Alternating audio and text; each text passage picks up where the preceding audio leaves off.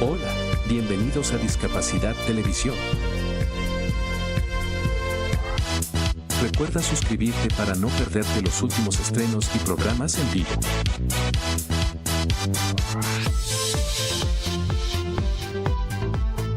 Danos un me gusta, y así nos ayudarás a conocerte mejor.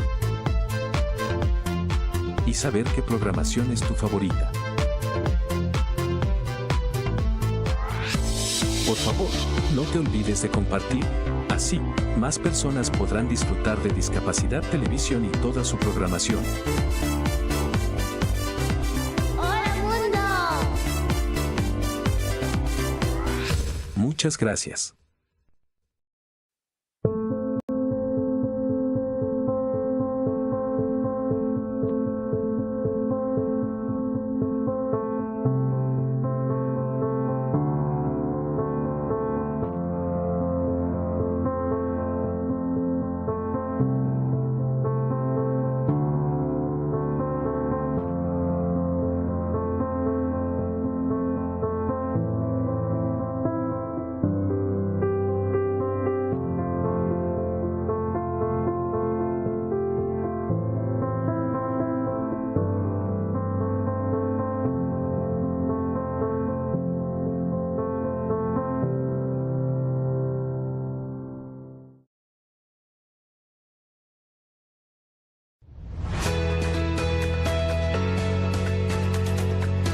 En América Latina y el Caribe hay 70 millones de personas con discapacidad. La falta de infraestructura accesible es una de las barreras que enfrentan. Desde el BID promovemos la inclusión laboral de personas con discapacidad, el fortalecimiento institucional en temas relacionados y el desarrollo de estándares de accesibilidad universal en la infraestructura. Un ejemplo es el Programa de Sustentabilidad y Eficiencia del Sector Eléctrico en República Dominicana, donde se desarrolló una política de inclusión laboral. También se construirán baños accesibles gracias al Programa de Gestión Integral de Residuos Sólidos Urbanos en Argentina. Y en Brasil se han capacitado a conductores de autobuses para atender a sus usuarios, garantizando la accesibilidad a las estaciones y al espacio público. Además, hemos desarrollado una guía de servicio inclusivo para personas con discapacidad y otras publicaciones en transporte, agua y energía. Estamos haciendo camino hacia una región más inclusiva.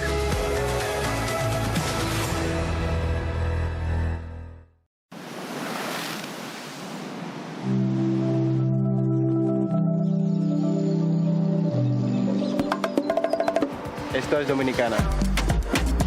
Playas donde solo escuchas tu eco. Mar. Comida. Mar. Surf. Gente buena.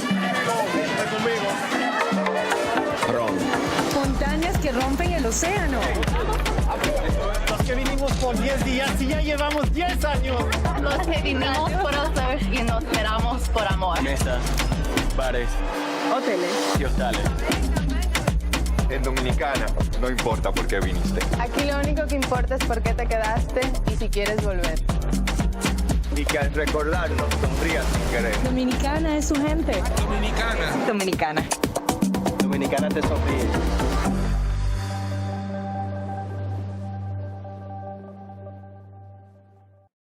La Universidad Católica Boliviana San Pablo abre sus espacios educativos promoviendo medidas de acción positiva que favorece la inclusión en la educación superior de personas con necesidades educativas específicas, a través del área de inclusión, discapacidad y equidad, la cual facilita el tránsito adecuado en el acceso, permanencia y salida exitosa de sus estudiantes. Promueve la actualización en la formación docente sobre la temática. Desarrolla e implementa mecanismos y estrategias de apoyo equitativo en el aula. Aplica el modelo social de la discapacidad para transformar culturas y prácticas inclusivas. Todos los días en la Universidad Católica Boliviana trabajamos con entusiasmo, creando sinergias en la comunidad universitaria por la igualdad de oportunidades con responsabilidad y respeto, sobre todo personas.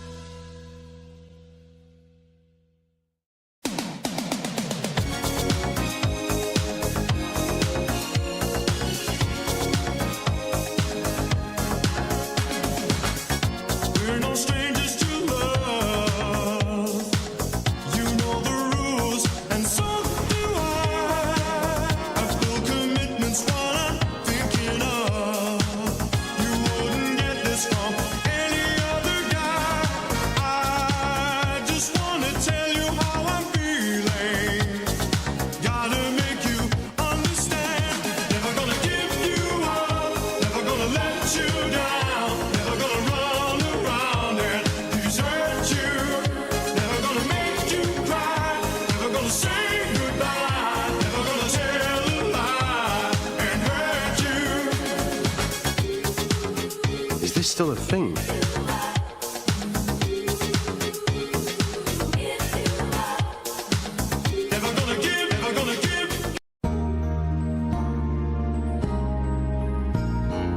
Discapacidad Televisión. ¡Hola, mundo!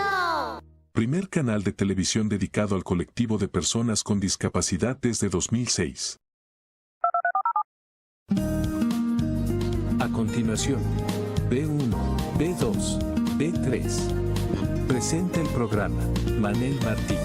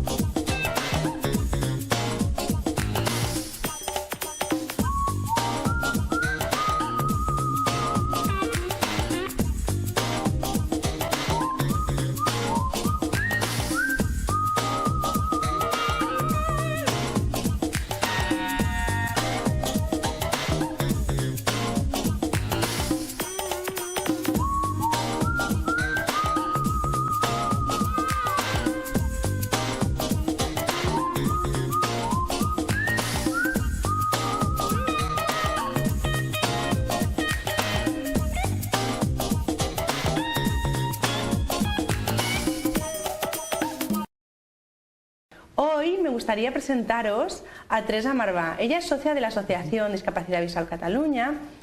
Ella padece ya ceguera legal, ha ido perdiendo la vista poco a poco. Es una profesora jubilada, ha estado impartiendo clases en la UB desde 1987 hasta 2005. Desde 1980, que me rectifica la invitada. Y bueno, nos gustaría conocerla un poco hoy. Buenas noches, Teresa. Buenas noches a todos. ¿Cómo estás? Estoy, en fin, perfectamente, más o menos. Teresa, tú naces en 1940. En 1940, o sea, justo después de una guerra en España y justo antes de que empiece la guerra en Europa. Es importante esto. Y además nazco, lo primero que se dice de mí es: no mires contra el gobierno, que les detienen. Era un mal momento en Barcelona, puesto que escondía los ojos, miraba mal, o sea, no se veían mis ojos, etc. Yo puedo decir, como Maria Mercè Marçal, aquello de su poema Divisa: a l'atzar agraeixo 3 dons: haver nascut dona, de classe baixa i de nació oprimida, y el tèrbol atzur de ser 3 voltes rebel. En este caso, en mi caso, yo añadiría un cuarto azar, que es haber nacido discapacitada y por tanto ser 4 veces rebelde. Así te describes, así te describes más o menos, Teresa. Es mi marca de fábrica. En esa época tú vas a tu escuela. Sí. ¿Cómo era esta escuela? Bueno, a los 5 años, aún no, a los 4 años, sabiendo ya leer, puesto que lo único que podía yo ver era algo, yo tenía gran miopía y por tanto podía ver algo que me pudiera acercar a los ojos. Las letras se podían acercar a los ojos, un pedazo de periódico, por tanto yo preguntaba qué hay aquí, y cuando llegué a los 4 años a la escuela yo ya leía. La lectura ha sido siempre mi pasión, ha sido una pasión compulsiva. Y en la escuela me alimentaron mucho esta pasión. ¿En casa también teníais libros? En mi casa había libros en catalán todavía, había libros en castellano. No sé cuándo empecé a leer ni en qué lengua. Si se sabe leer y en paz. O sea que no hay problema en este sentido. La lectura es muy importante, Teresa, y respecto a esto me gustaría hacerte una pregunta. ¿Sí? ¿Crees que la televisión es una de las causas por qué la afición a la lectura haya bajado? ¿Ha hecho daño a la lectura? Yo creo que no es la televisión, es quizá que la gente no aprende a leer realmente a fondo. Yo recuerdo que en mi escuela, y éramos 70 niñas, era una escuela unitaria, la maestra Enriqueta Cook se le escapaba la mano de vez en cuando, era muy frecuente en los años 40 esto, pero nos seguía absolutamente todos los procesos y seguía nuestra posibilidad de leer y nuestra manera de leer, y todos los días leíamos, cada cual del libro que le correspondía a su nivel, a su conocimiento. Y además en la clase había de vez en cuando momentos mágicos en que decía: si os portáis bien, os voy a leer aquel libro. Y aquel libro era un momento en que ahora parad todo, guardad las cosas y solo escuchad. Y sacaba con mucho misterio un libro del fondo de un cajón y lo leía con una voz maravillosa. Desde aquella época yo empecé a pensar que quería ser locutora de radio, para hablar, para leer con la misma voz y de la misma manera con que leía mi maestra. Era un regalo. Era un regalo. Y ahora hay lecturas obligatorias, y claro, no es lo mismo. No es lo mismo. No es lo mismo. A mí me parece que no se siguen los procesos de lectura, que son individuales. Y bueno. En aquella época hablabas catalán ya. Naturalmente. ¿Tenías que esconderte por la persecución o no tenías que esconderte? Vamos a ver, yo iba a una escuela, una academia de barrio, en que los maestros eran de antes de la guerra. Como era una academia, no estaban tan controlados como los maestros nacionales, y en la escuela funcionaba en castellano, pero el patio funcionaba en catalán, porque todas las niñas hablábamos catalán en casa. Y si en el barrio, en la escuela, venía una niña que de entrada no hablaba catalán en su casa, hablaba castellano, al cabo de unos meses hablaba catalán como todas, porque las lenguas se aprenden simplemente escuchando, jugando con ellas, que es lo que hacíamos en el patio, y ya está. Sobre todo sin más problema. Cuanto más niño eres, más aprendes, ¿no? Sí, porque la lengua entra mejor, dicen, cuando eres pequeño. Sí, pero no. La lengua entra mejor si juegas con ella, si no estás examinándote continuamente, si no estás queriendo demostrar algo. O sea que, claro, si quiero hablar inglés perfectamente, pues antes de hablarlo perfectamente lo hablaré fatal y luego iré mejorando. Pero esto es necesario pasar por el proceso de ir aprendiendo poco a poco. Si al niño pequeño, cuando empieza a hablar, se le ponen exámenes, seguro que no habla. Teresa, a los 12 años cambias de escuela. Sí. ¿Dónde vas? Y voy a Barcelona, porque yo nací en un barrio, en Poblenou, y tenía que coger el tranvía para ir a la nueva escuela, cerca de la catedral, la escuela de la Diputación, la escuela profesional para la mujer, donde nos daban en fin, una cultura general, había la posibilidad de aprender idiomas, inglés, francés, mecanografía, contabilidad, economía doméstica, etcétera, etcétera. Plancha, labores, corte y confección, todas estas cosas. Y a la vez empiezas a trabajar. Y muy pronto, a los 14 años, empiezo a trabajar. El principio del año 55 empiezo a trabajar, primero en un taller, etcétera, en cosas distintas, luego 7 años en un taller de barriles de embalaje, donde yo llevo todos los trabajos, desde los pedidos, la facturación, la correspondencia, atender a los clientes, etcétera, etcétera, etcétera. Entonces combinas estudios con trabajo y después, cuando llega el bachillerato. Pero claro, yo no estoy haciendo bachillerato porque yo no he dicho de clase baja. La familia trabajaba en la fábrica. Mi padre se pone enfermo cuando yo todavía no he cumplido todavía los 12 años. Hay dificultades familiares y no se puede estudiar. No es en nuestra clase, no se estudia. Pero a mí me interesa hacer algo más Y cuando ya estoy trabajando, el año 57, algunas amigas de la escuela empiezan a estudiar para hacer magisterio y yo busco los recursos para poder matricularme de ingreso y empiezo el bachillerato combinándolo naturalmente con el trabajo, haciéndolo primero por mi cuenta, viviendo de las rentas de aquella escuela de barrio y de la cultura general que me dieron en la escuela de la Diputación y estudiando con los libros que me prestan otras amigas, etcétera, y presentándome libre a los exámenes. Y comienzas también una de tus pasiones, que es enseñar, das clases de latín y griego ya. Naturalmente, es una de las cosas. Cuando empiezo, en cuanto he empezado a hacer un poco de latín, alguien me pide, oye, ¿qué tal? ¿Nos ayudarás? Y empiezo a hacer latín. Y me gustó muchísimo. Me gustan las lenguas, me gusta el latín. ¿Ahí es donde empieza tu pasión por las lenguas o...? Ya estaba, sí, pero mi pasión por las lenguas es bastante más teórica de lo que a mí me gustaría. Porque, claro, realmente yo aprender otra lengua, yo aprendo francés cuando voy a Francia, porque antes creía que había aprendido francés, pero el francés que había aprendido no era lo que hablaban los franceses, era lo que escribían los franceses, pero no lo que hablaban. Y aquello un poco me asusta para aprender otras lenguas, para hablarlas, aunque...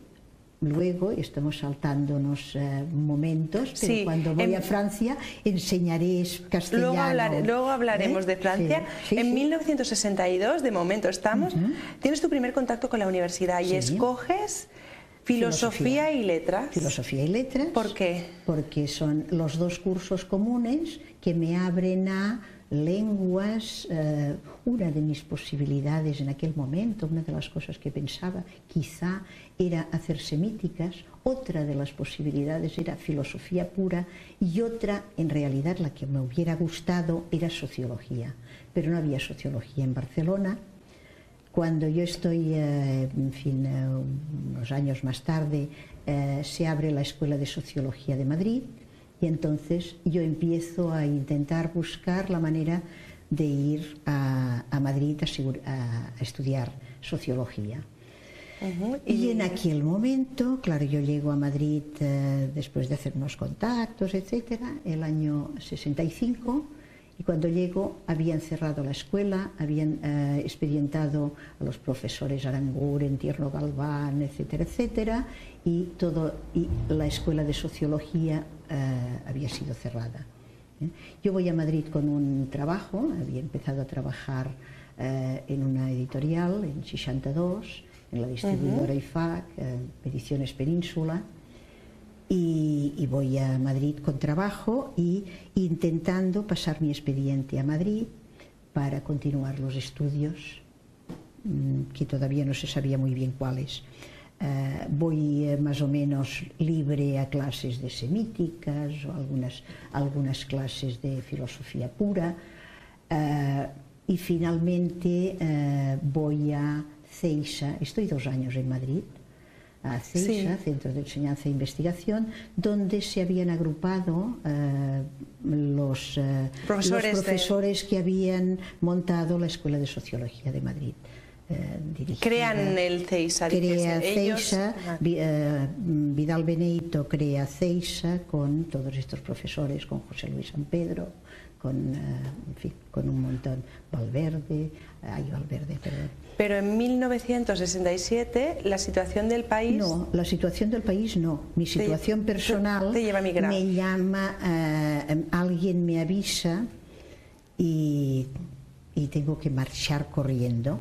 Y llego, afortunadamente... Tienes que marchar porque me comentabas que te encontrabas los policías y veías siempre las mismas caras, ¿no? Sí, digamos que uno de mis problemas, probablemente por mis dificultades visuales, es la prosopagnosia. Cuando supe que tenía este nombre, digo, qué bien, tiene etiqueta, qué maravilla.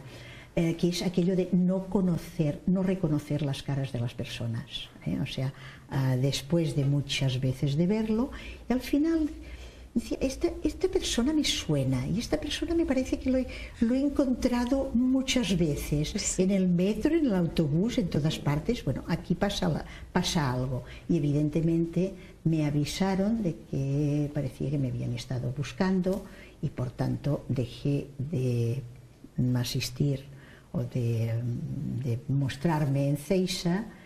Y te vas a París. Y me voy a París. Tengo tiempo de marcharme antes de que me ocurra algo más. Sí. Voy a París. ¿Y qué te encuentras ahí en París? Voy a París, ahí pido asilo político, cosa que actualmente sería bastante más difícil, porque las leyes europeas son bastante más cerradas de lo que eran hace 40 años. A pesar de que representa que somos mucho más liberales, y más abiertos, y todo que estamos en la Unión Europea. Hemos avanzado mucho, pero en algunas cosas hemos retrocedido. Pido asilo político, tardan en dármelo, etcétera, pero de hecho muy pronto tengo un estatuto de protección. ¿Me preguntabas ahora? Sí, ¿qué me encuentro? ¿Qué te encuentras? Me encuentro, por una parte, una Francia racista, cerrada, muy suya, pero también otra Francia de la que se habla bastante menos, muy solidaria, muy abierta, muy receptiva a todo lo distinto. Cuando llego a París, el hecho solamente de ver que la gente va allí vestida de todas las maneras posibles, de todos los colores, de toda, en fin, con que no toda había diversidad, prohibición. Esta diversidad. Esto es el mundo, esto es realmente algo maravilloso, porque aquí está una muestra de todos los países, de todos los pueblos. Allí en París estás 10 años, 10 años dan para mucho. Sí, casi 10 años, de ellos un año bajo a Perpiñá, estoy un tiempo en Perpiñá, pero con dificultades de trabajo, etcétera, o sea que vuelvo otra vez a París. Claro, yo llego en diciembre del 67 llego a París, en mayo del 68 parece que pasó algo en París, y por tanto yo vivo todo este proceso como una emigrada, como una emigrante, como una persona de fuera que está observando todo lo que ocurre, con esta gente solidaria que está intentando echar una mano a todos los demás. Es curioso porque, claro, yo tenía muchísimo contacto durante todo este tiempo con los emigrantes, y sé que muchos españoles estábamos emigrados en estas Europas, y ahora nadie recuerda en España que una vez fuimos nosotros los emigrantes.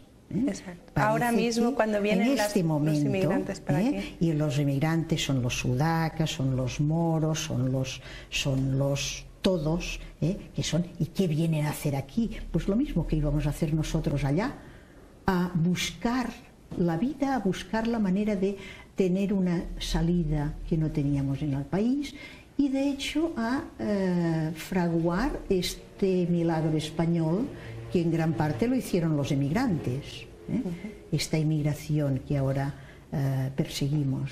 Todo el mundo merece una oportunidad en esta vida, y tú en París te dan esta oportunidad de vivir, de trabajar, de... Sí, vamos a ver, yo trabajo primero, bueno, trabajé de muchas cosas.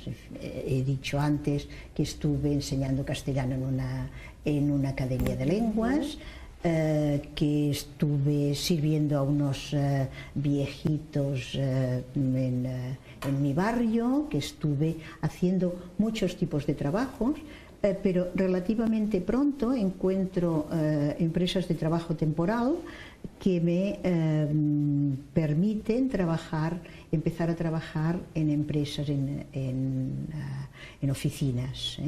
Sobre todo, parece que me especializo, sin quererlo, en aseguranza, en seguros. En seguros. Sí. Assurance. De distintas maneras, etcétera. Tuve muchos tipos de trabajos, el último en una librería.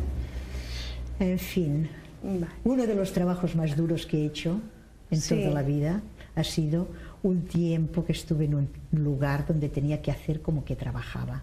Y pienso que es el trabajo más duro que he hecho. ¿Por qué no aprendías, supongo? A ti, tú lo que sea aprender y enseñar, Teresa, iremos descubriendo lo que es lo importante. Allí en París nace tu hijo. En París nace mi hijo y justamente yo estoy allí, emigrante, había pagado mi seguridad social, naturalmente, todo el tiempo, pero yo como emigrante tengo lo que mi hermana aquí trabajando en sanidad no tiene. O sea, yo tengo 12 días de clínica, 12 porque eran 10, y el último día mi hijo perdió un poco de peso y dice, tiene que esperarse un poco, le vamos a dejar salir dentro de unos días para ver si esto se recupera o no se recupera. O sea, perfectamente. Luego, por el hecho, bueno, y allí es considerado tu hijo, ¿no? Allí tú...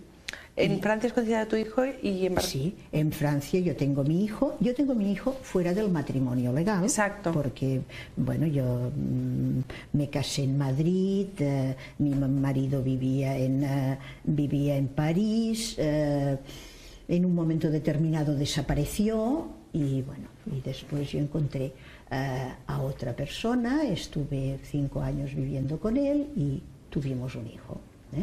Y la legislación francesa no tenía ningún problema para aceptar un hijo natural. La legislación española ya fue otra cosa, porque cuando intentamos hacer los papeles para volver a España, cuando, en fin, después de la muerte de Franco... Porque luego, al poco de nacer tu hijo, vuelves a España. Al año. Al año vuelves a España. Vuelves a Barcelona. El hijo con 1 año, volvemos a Barcelona. Viene como hijo de su padre porque el consulado dice, no, dices que si es hijo suyo tienes que ser hijo de su marido, porque todo hijo nacido dentro del matrimonio tiene por padre al marido, como decía Napoleón.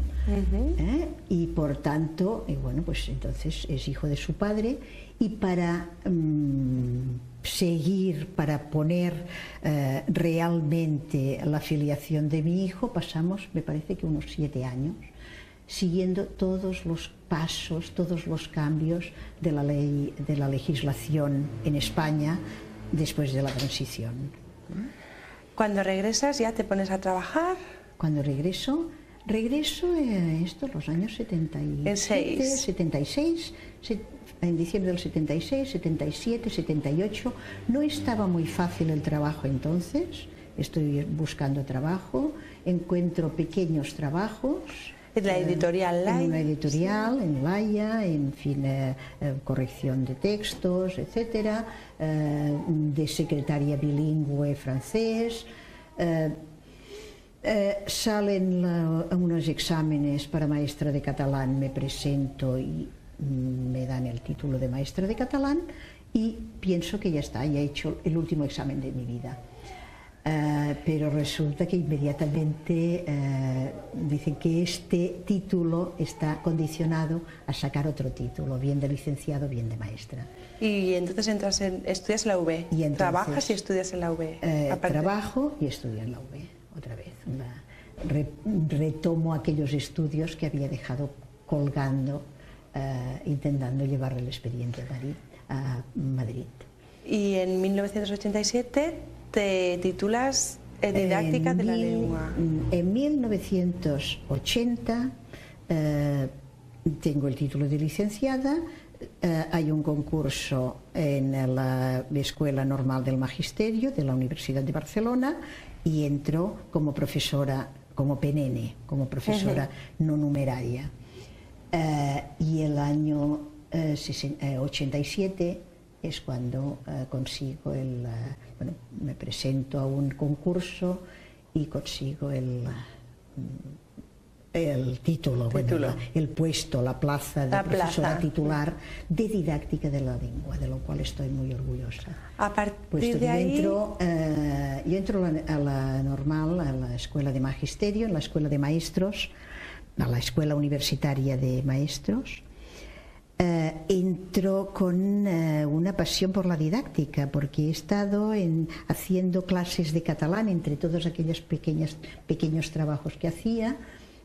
Finalmente también empiezo a trabajar como profesora en reciclaje de maestros, mientras estoy acabando la licenciatura de Filología Catalana, y al mismo tiempo con otros compañeros estamos replanteando la enseñanza de las lenguas, no solamente de lenguas extranjeras, sino de las lenguas propias, porque enseñar lengua es lo mismo para todas.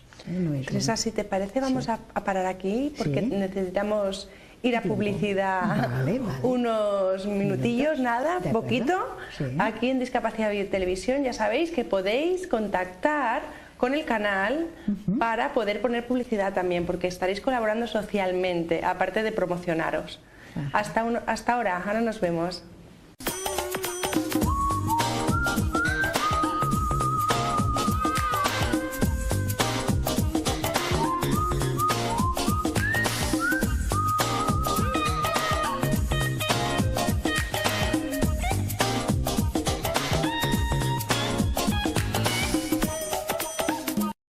Seguimos aquí en B1, B2, B3.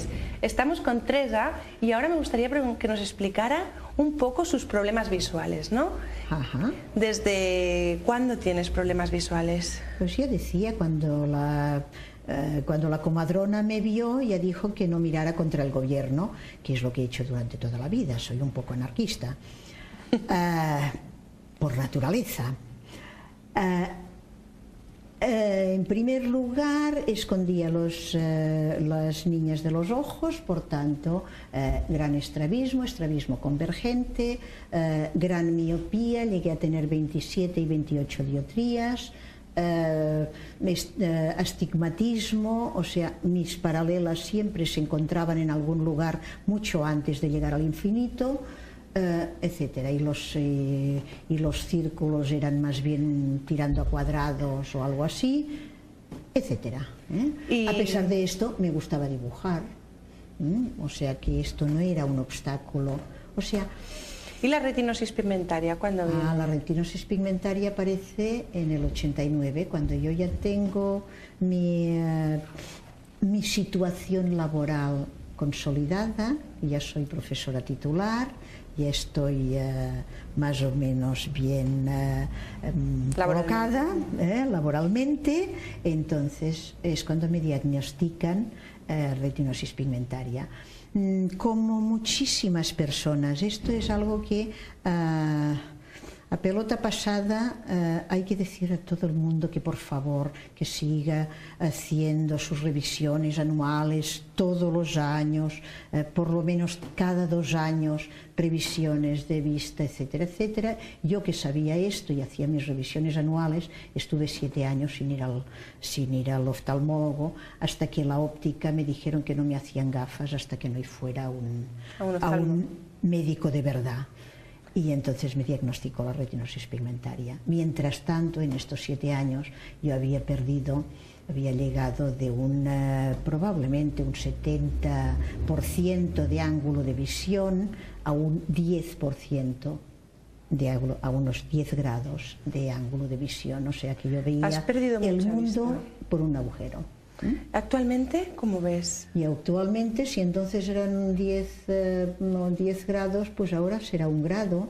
Lo que ocurre es que doy vueltas para intentar colocar un poco y hacerme una idea de lo que hay, pero actualmente es más las imágenes que invento, son más las imágenes que invento que las imágenes que veo. Todavía veo luces y sombras, todavía veo colores, todavía veo cosas y sobre todo tengo las ideas y el recuerdo de las imágenes.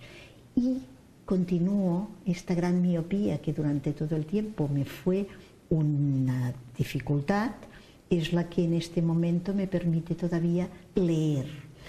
Tampoco se puede decir muy bien que esto sea leer, pero a mí me encantan los alfabetos, me gustan las lenguas, me gustan las formas de escritura distintas. Tengo una colección de ejemplares del Petit Príncipe, de Le Petit Prince, El Principito, en más de 50, 60 lenguas o variedades lingüísticas y en pues unos 7 u 8 alfabetos distintos. Coleccionista del Principito, te podríamos decir. Del Principito, sí, pero el Principito es una herramienta, un instrumento, un libro maravilloso, en realidad, un libro precioso, me encanta, y un libro que me lleva a trabajar otro tema que me encanta, luego, que es el multilingüismo. Sí, luego hablaremos de multilingüismo. Sí. Quería hacerte una pregunta que me parece muy interesante. ¿Tus problemas visuales han sido un impedimento en tu vida? Porque supongo que en aquella época tener problemas visuales era ser defectuosa, ¿no? Como aquel que dice, sí, tener un defecto. Por una parte, sí, era ser defectuosa. Tener un problema siempre es ser defectuoso. No hay manera de que, como todavía no somos humanos, como dice el paleontólogo Eudald Carbonell, mientras nos estamos haciendo humanos, vamos a reconocer que no somos perfectos. Y entre estas imperfecciones están lo que se llaman discapacidades. Discapacidades que son más importantes, no solamente por lo que representan, es verdad, no puedo disfrutar de las formas visuales como otra persona, pero puedo compensar. Mi universo es un universo total, mi mundo es total, lo que yo veo, es lo que hay, y mi percepción del mundo es tan válida como la percepción del mundo de cualquier otra persona. Estamos en lo que ocurre es que estamos trabajando para una especie de mediana, es una media que cada vez es más estrecha y que resulta que las informaciones se dan solamente para los que tienen mejor visión. El Muchas braille informaciones se inventó visuales. Hace bastante tiempo. Hemos celebrado no hace mucho el 200 aniversario del nacimiento de Luis Braille. Por tanto, ya llevamos 150 años buenos de un sistema alfabético, un sistema para reconocer o para transcribir cualquier alfabeto de una forma fácil, sencilla. Es el alfabeto más simple que existe en el mundo, y conozco unos cuantos. Pero no se generaliza porque, claro, esto es solamente para los ciegos, es solamente para los ciegos que saben braille. Por tanto, solo para los ciegos que aprendieron braille de pequeñitos, siguieron trabajando con el braille hasta hacerse viciosos de la lectura y continúan leyendo en braille. El sistema braille sirve para ciegos, pero también es un medio maravilloso para cualquier maestro para volver a tener la experiencia de aprender a leer por primera vez. Y esto es otra, esto sería otro tema. Sí, porque ¿qué hubiese sido de Teresa Marvá sin ningún problema visual? ¿Hubieses vivido otra vida? Sí, hubiera trabajado en la fábrica como mi madre y probablemente hubiera sido una buena tejedora o una buena urdidora o una buena, no sé, de los distintos oficios que había en la fábrica, probablemente. O sea que la dificultad visual ha sido una suerte, como aquel que ha sido un acicate. Tuve mucha suerte, o sea, primero tuve la suerte de encontrarme una escuela unitaria, o sea, una escuela inclusiva de verdad, porque no se había inventado la escuela exclusiva, excluyente, y por tanto era una escuela donde había 70 niñas que tenían cada una un proceso y que la maestra nos clasificaba como podía, nos intentaba hacer trabajar como podía, y sabía que en la clase teníamos que hacer cosas, no aburrirnos y escuchar, sino hacer cosas. Y cada cual según lo que estaba haciendo. Antes había hablado del proceso de seguir la lectura, pero había otras cosas. Escribíamos bastante, hacíamos redacciones todos los días, escribíamos, leía algo y tomábamos notas, hacíamos, en fin, no sé, un montón de cosas. Ahora vamos a venir al presente, Teresa. Sí. Hablaremos un poco del presente. Sí. Actualmente estás preparando tu tesis doctoral, sostienes un blog, ¿Tienes proyectos de talleres? No lo sostengo, se me cae. Se te cae. Tengo un blog, pero se me cae. Estoy buscando, en fin, compinches para que me ayuden a mantenerlo y probablemente me van a ayudar, o sea... Que pronto podremos entrar en tu blog y compartir... Que pronto habrá un blog, en fin, tengo ya un dominio, Marvatius, marvatius.cat. Marvatius.cat o multilingüisme.cat. Para que de momento tengo el dominio, no tengo todavía la web, pero está. Esto el próximo programa que vuelvas ya tendremos todo. Y si no, como ya estará en la web, ya en fin, estaremos ahí virtualmente todos. Aparte también tienes proyectos de talleres de lectura, en voz alta, de escritura, das clases de braille, de multilingüismo y pretendes ampliar tus conocimientos informáticos este año. Es que si no el blog justamente se me cae el blog, me paso media vida intentando leer y responder a los correos y etcétera, ¿no? Y no puede ser, tengo que tener un poco más de rapidez. Bueno, lo que está claro es que no paras. No paras. Esto es bueno, o sea, claro, cuando me diagnosticaron la retinosis, bueno, me dijeron que tenía que ir a la ONCE porque, claro, en fin, ellos se ocupan de una serie de cosas, voy allá y me dicen, ¿usted quiere vender cupones? Digo, perdón, yo estoy haciendo un trabajo, estaba trabajando en la universidad, estoy haciendo un trabajo que me gusta. Yo quisiera que, si pueden ayudarme en algo para que yo pueda continuar haciendo mi trabajo, pero cobraría más. Ahora ya no, ¿eh? No, hay que especificarlo esto, sí. Pero ganaría más. Digo, ¿y a mí qué me importa? O sea, a mí me importa trabajar en lo que me gusta y trabajar en algo que me parece útil, no en algo que me parece... Bueno, dejemos este tema. Sí, que para tu formación no está eso en ese momento. Que me parece muy bien y es una salida para las personas que no pueden hacer otra cosa, pero los ciegos podemos hacer muchísimas cosas. Yo soy que no se tache a un ciego como un vendedor de cupones, exactamente, que veamos a los ciegos más allá porque pueden hacer... Claro, pero se pueden hacer muchísimas cosas. Yo conozco compañeros que funcionan en informática, navegan por internet, entran en los chats, montan, etcétera, etcétera. No es cuestión de ser ciego o no ser ciego, es cuestión de interesarse por el tema y trabajar en esto, claro. Solamente esto. Entonces, bueno, yo necesito un poco más de, por una parte, ayuda y por otro lado, aprender un poco para ser una usuaria medianamente, en fin. Sí. Teresa, vamos a hablar de procesos de aprendizaje. En tu lección inaugural ya estabas interesada por este tema. ¿Cómo te interesas por este campo? No, me interesa aprender, me doy cuenta de que unas cosas me salen fáciles y otras no tanto, me doy cuenta de que mis alumnos también, unos les falta mucho y unos aprenden rápido, otros menos, pero que luego los alumnos que han aprendido lento no son los que aprenden menos, a veces aprenden mucho más sólido y por tanto me fijo en estos procesos de aprendizaje y mi lección en el concurso oposición fue sobre la función positiva del error en el proceso de aprendizaje. No podemos aprender si no nos equivocamos, pero no podemos aprender si nos atascamos en esta equivocación, si lo único que queremos hacer es disimular este error. Si no miramos el error, jugamos con él y lo superamos, que es lo que decíamos antes, o sea, en fin, sirve para pasar una discapacidad, sirve para saltarla, un error sirve para superarlo, o sirve para mostrar un límite. Bien, pues una cosa es un límite, otra cosa... Es bueno equivocarse, es bueno tropezar y es bueno equivocarse para aprender.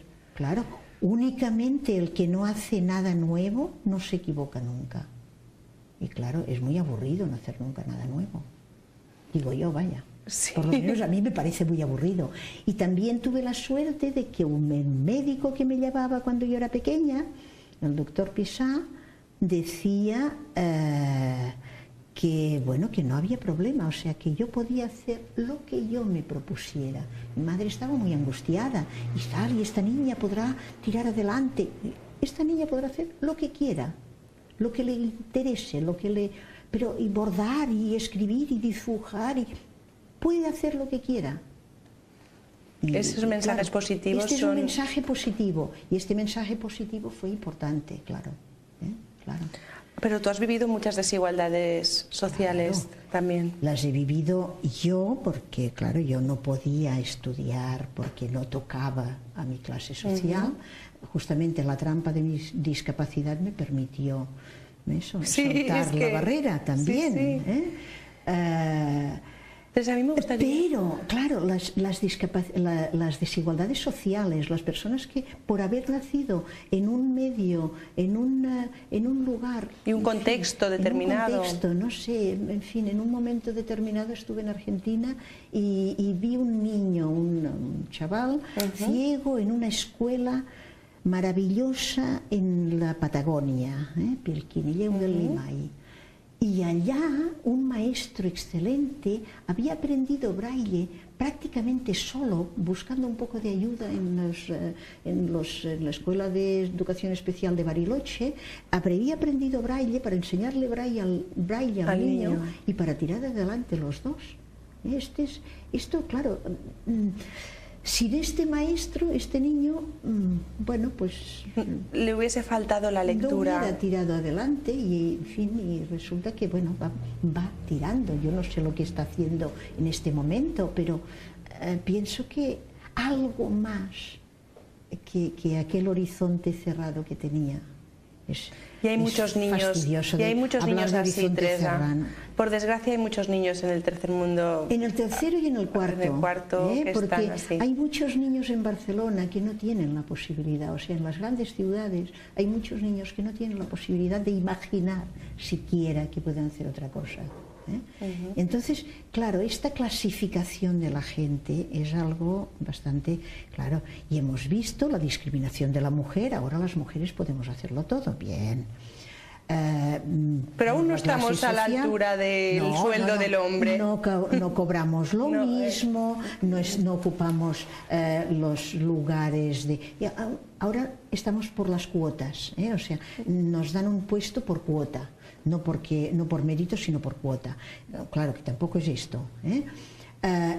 Por clase social también ya se sabe que no tiene que haber, y entonces hay que hacer igualdad de oportunidades, escuela para todos, y cada vez una escuela, vamos a ver, quizá de peor calidad, quizá se enseña menos, quizá los licenciados de hoy en día... Un amigo brasileño me decía que su proyecto de final de carrera, de final de estudios, de un estudio mediano en una universidad brasileña, era mucho más exigente que un trabajo de final de estudios, de un máster aquí en una universidad de Barcelona. Quiero decir que hay un tiempo en que las cosas están perdiendo consistencia. Sí. Pero yo también pienso que claro, que Internet puede servir para mucho, que Internet también es democratizar la Ahora mismo estamos en una televisión por Internet, estamos en Internet. O sea, donde llegue algo, las ondas, y se puede buscar en aquel agujero está todo.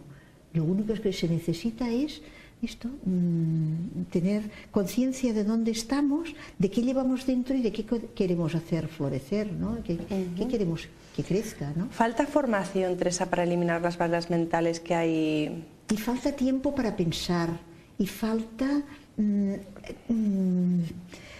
montar criterios, discutir los problemas, discutir lo que representa la publicidad, La publicidad esta que nos atosiga, las televisiones basura que nos atosigan. No estoy hablando de esta televisión que justamente está poniendo los dedos en las llagas para que todo el mundo tome conciencia. Y está dando a la luz que las personas con discapacidad pueden hacer televisión. Claro, claro. Simplemente las personas que quieren hacer algo pueden encontrar la manera, porque los medios técnicos existen. Lo único que cierra son las barreras mentales. Exacto. Teresa, yo antes de que se nos acabe el tiempo, aún nos quedan unos 10 minutos, me gustaría hablar del multilingüismo, porque creo que es importante el multilingüismo. Sí. ¿Qué es? Yo primero quiero que expliques qué es el multilingüismo, para la gente que se esté preguntando en su casa, ¿qué es? Yo hablo de enfoque multilingüe. Hemos dicho antes, yo vengo de ser profesora de catalán, cuando se estaba haciendo, dando formación de catalán a los maestros que no la tenían porque no habían tenido catalán en la escuela, etcétera, etcétera. Y entonces me doy cuenta de que si yo quiero que mi lengua, el catalán, sea respetado, yo tengo que respetar todas las demás lenguas. Y que, por tanto, esto por un lado, o sea, simplemente como idea de normalización lingüística, y esto ya en un papel que está publicado no sé dónde, hacia el año 82, 83, ya empiezo diciendo esto en la T, que si quiero que mi lengua se respete, tengo que respetar a las demás.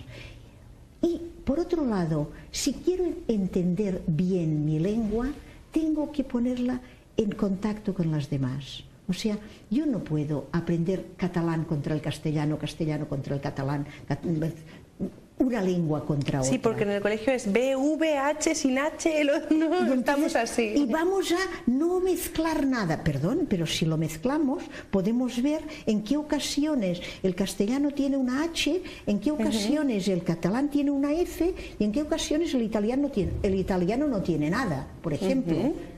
Y el portugués, pues mira, el portugués se parece en una serie de cosas al catalán y en otras al castellano. Y el no sé qué, etcétera. Y entonces, claro, en el año 93 conocí a una pareja que decían que las lenguas solo se pueden aprender de 10 en 10, porque el esfuerzo es el mismo y el resultado y el proceso es muchísimo más interesante, divertido y eficaz. Porque estamos viendo estas ¿Y esto funciona? semejanzas. ¿Y esto funciona? ¿Aprender de 10 en 10 funciona? Claro, ellos empezaban...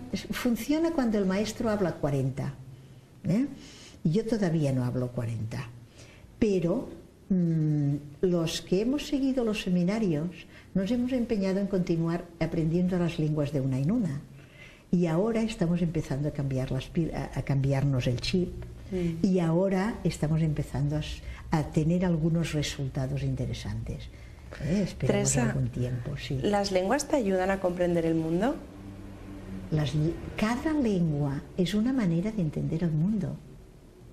Y por tanto, las diferentes lenguas, el otro día justamente en B1, B2, B3, en la asociación, estábamos hablando del artículo. Hay lenguas que no tienen artículo y un compañero me decía, pero sin artículo, ¿cómo puede funcionar una lengua sin artículo? Y bueno, pues el ruso es una lengua que dice muchísimas cosas, que tiene una literatura riquísima, y el ruso y muchas lenguas eslavas son lenguas sin artículo. Y el latín, nuestras lenguas vienen del latín, el latín no tiene artículos y funciona perfectamente.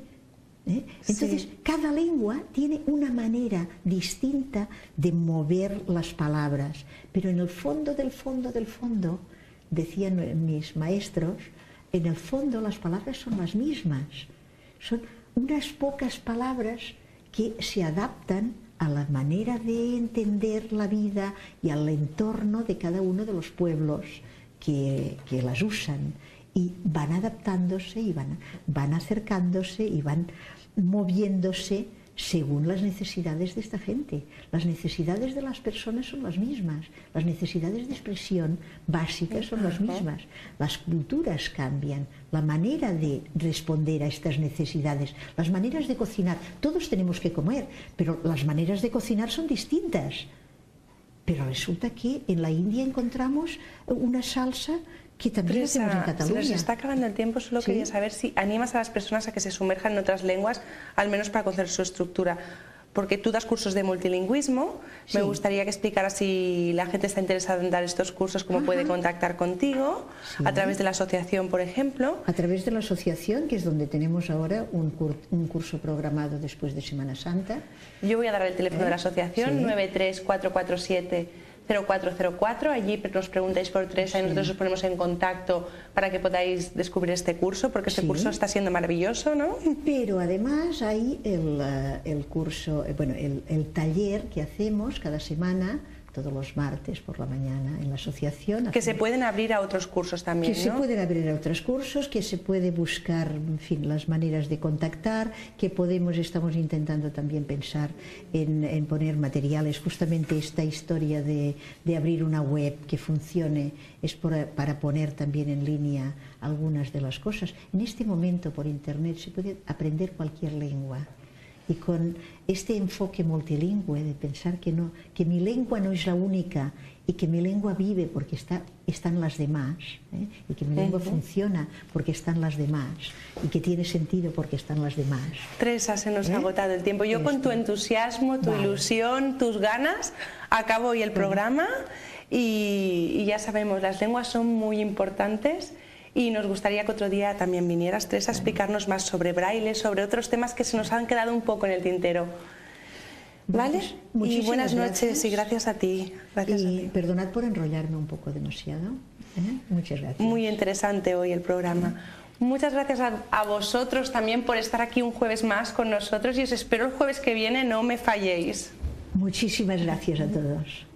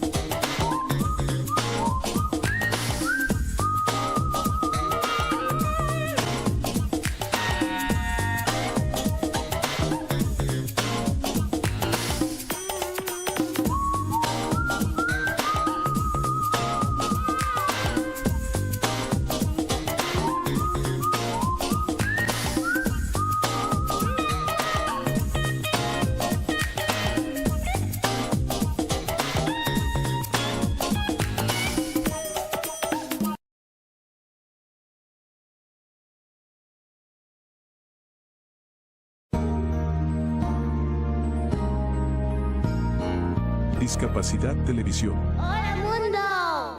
Primer canal de televisión dedicado al colectivo de personas con discapacidad desde 2006.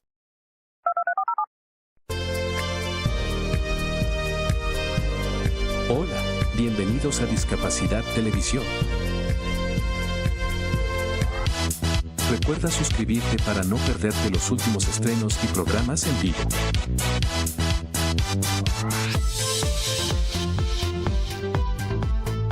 Danos un me gusta, y así nos ayudarás a conocerte mejor.